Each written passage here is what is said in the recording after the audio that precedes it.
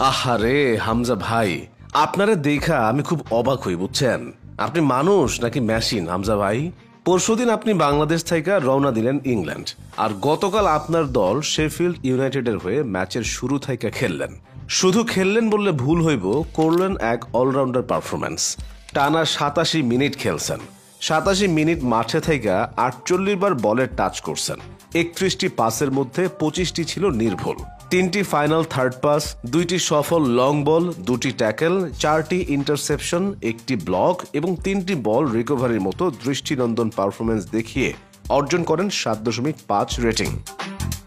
কি আর বলবো হামজা ভাই, কপালটা আরেকটু ভালো হইলে হয়তো পাইয়া যাইতেন গোলের দেখা।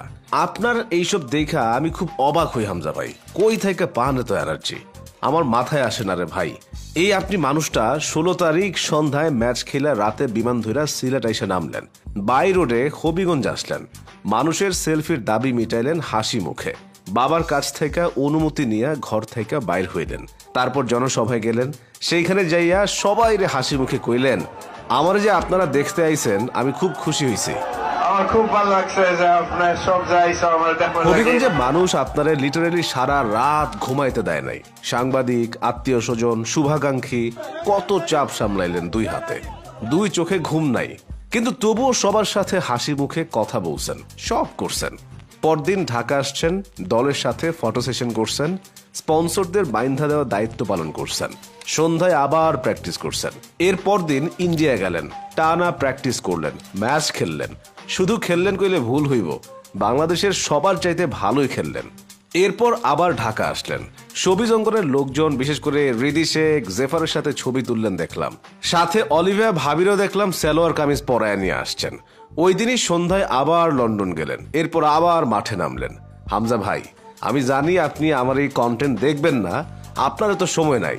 আমার কন্টেন্ট আপনার কাছে না পৌঁছালেও আপনি আমাদের কাছে চলে আসছেন হামজা ভাই। আপনারে এখন আমাদের খুব আপন লাগে, মনে হয় কত জনম ধইরা চিনি আপনারে। এই আপনি তো আমাদের দেশের ফুটবল জাগাইলেন, আবার আপনার নামেই তো মানুষ এখন স্লোগান দেয়। আপনি আসছেন দেখাই তো মানুষ এখন জানতেছে যে দেশের ফুটবলের নানা সমস্যার কথা, পাশাপাশি আগামীর সম্ভাবনার কথা নিয়েও ভাবতেছে। এই দেশে ফুটবল বেশ বছরখানিক যাবৎ ছিল আন্ডাররেটেড। ক্রিকেট আর সাকিব তামিমের আলাপের ভিড়ে ফুটবল পইরা আসিল এক কোণে।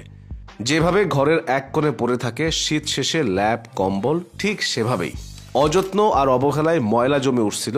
আপনি সেইখানে নতুন প্রাণের সঞ্চার করলেন। আপনাকে ভালোবাসি হামজা ভাই, পাশাপাশি সম্মান জানাই আপনার পরিশ্রমী মানসিকতাকে। মানে কি লেভেলের পরিশ্রম করতে পারে একজন মানুষ। টাকা পয়সা ভালোই কামাইতেছেন, চাইলেই পারতেন 2 দিন নিজেরে একটু সেলফ টাইম দিতে গিয়ে রেস্ট নিতে, সেটা করেন নাই। দায়িত্বরে ভালোবাসা মাথায় তুইলা নিছেন। হামজা ভাই, আমি আপনার খেলার বাইরেও এই জিনিসের বেশি ফ্যান হয়ে গেছি। ব্রাভো চৌধুরী সাহেব, আপনি আমাদের আগামীর নবাব।